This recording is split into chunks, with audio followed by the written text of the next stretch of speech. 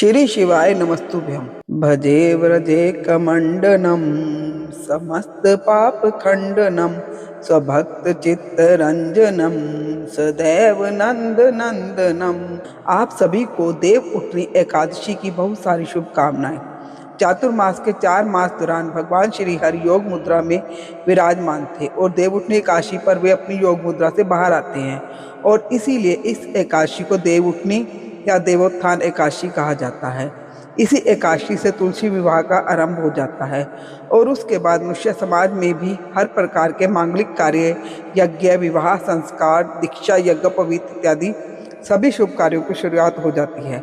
देव उठनी एकादशी चातुर्मास के समय में आने वाली एक अत्यंत पुण्य फल प्रदायिनी एकादशी है, जो एक भक्त को न सिर्फ पुण्य प्रदान करती है अपितु वह उसे भक्ति के आध्यात्मिक स्तर में प्रगति करने का भी अवसर देती है। आज की इस देव उठनी एकादशी व्रत कथा को आरंभ करते हैं।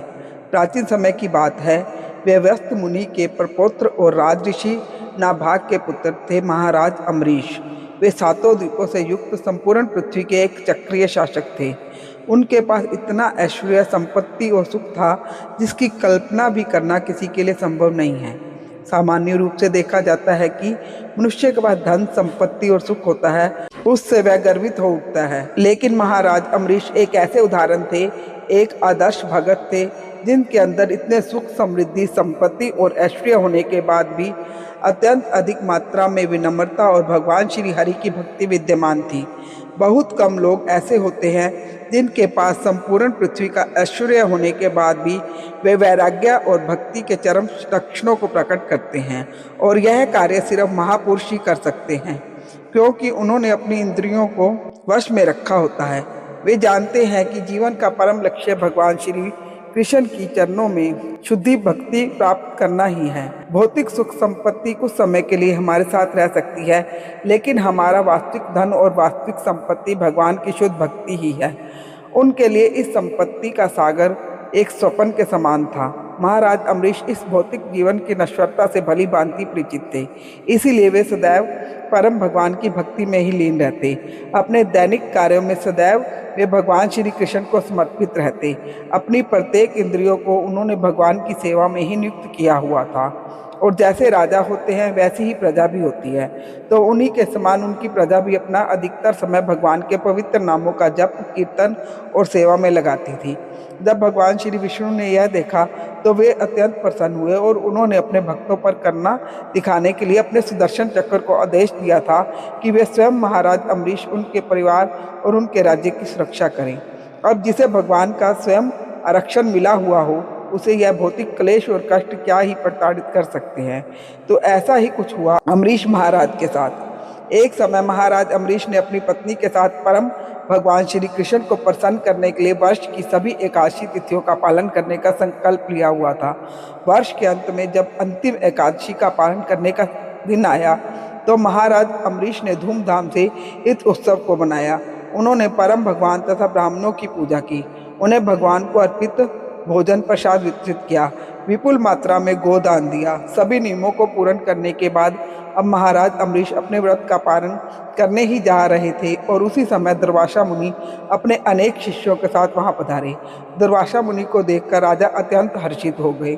उन्होंने अत्यंत प्रेम और आदर सत्कार से उनका स्वागत किया और उनसे भोजन करने के लिए प्रार्थना की। राजा की प्रार्थना को दुर्वासा मुनि ने स्वीकार तो कर लिया, लेकिन उन्होंने कहा कि भोजन करने से पहले वे यमुना तट पर स्नान करना चाहते हैं। इतना कहकर वे अपने शिष्यों के साथ यमुना तट पर स्नान के लिए चले गए।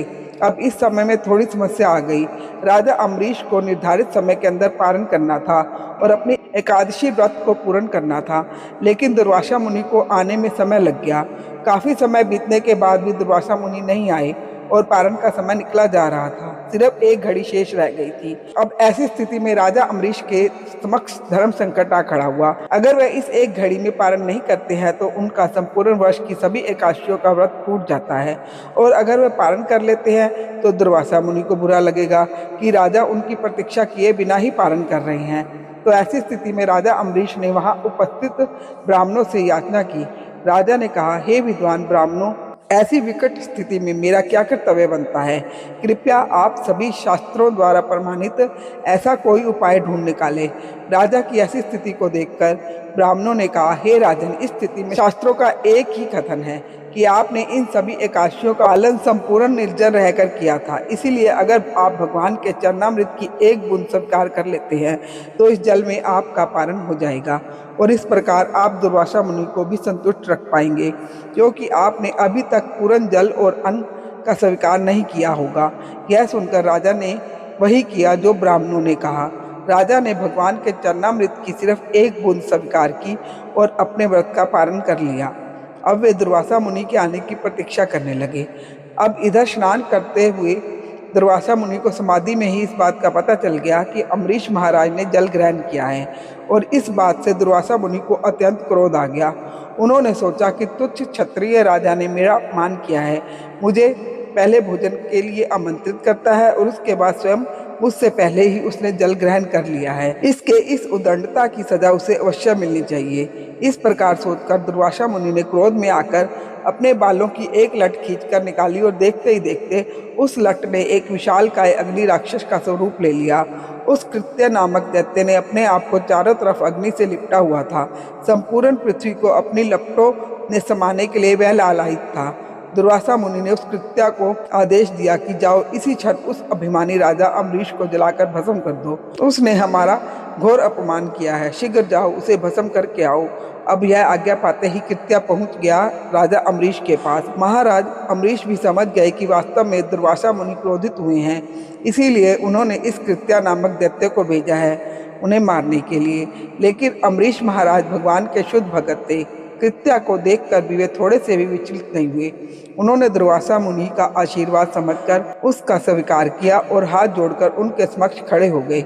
लेकिन यह तो एक भक्त की स्थिति थी। अब ऐसे समय में अपने भगत को भगवान निसाए कैसे छोड़ सकते थे।